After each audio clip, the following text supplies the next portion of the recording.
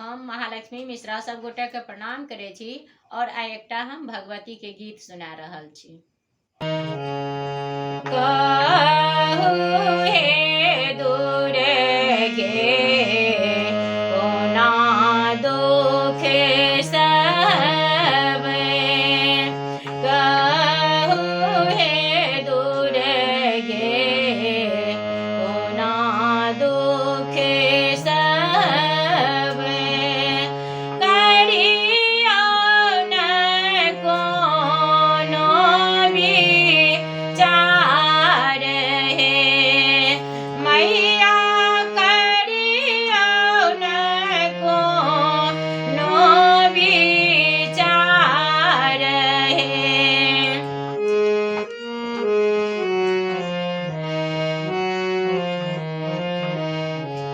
कहू हे दुर्गे कोना दुख सहबै, कहू हे दुर्गे कोना दुख सहबै,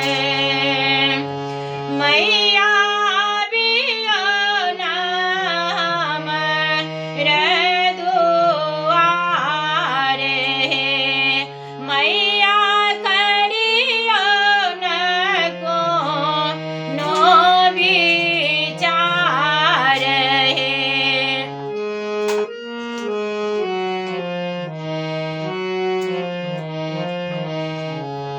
डगर डगर हम घुमिलौं जननी, डगर डगर हम घुमिलौं जननी, कियो नाहि सुनाए पुकार हे मैया, कियो नाहि सुनाए पुकार हे।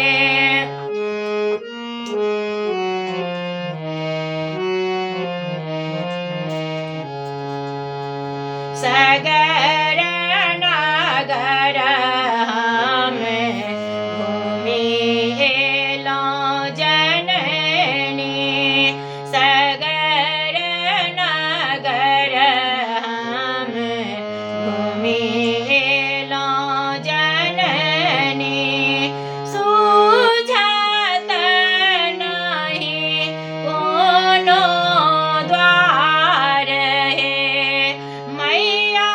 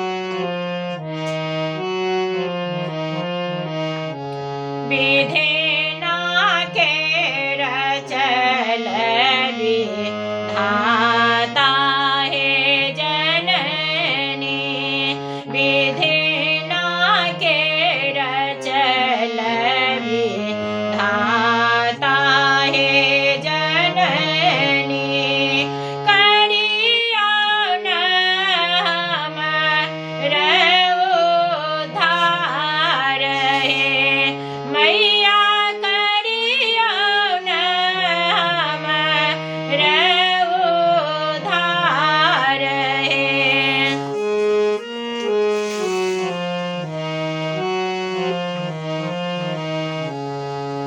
कहु हे दुर्गे कोना दुख सहबै, कहु हे दुर्गे कोना दुख सहबै, करिया न कोनो विचार हे मैया, बिया न हमर दुआर हे मैया, बिया न हमर दुआर हे मैया, बिया न हमर दुआर हे। आशा करै छी जे अहाँ सबके ई भगवती गीत बहुत नीक लागल हैत। नीक लागल हैत तऽ लाइक करू, शेयर करू और कमेंट जरूर करू।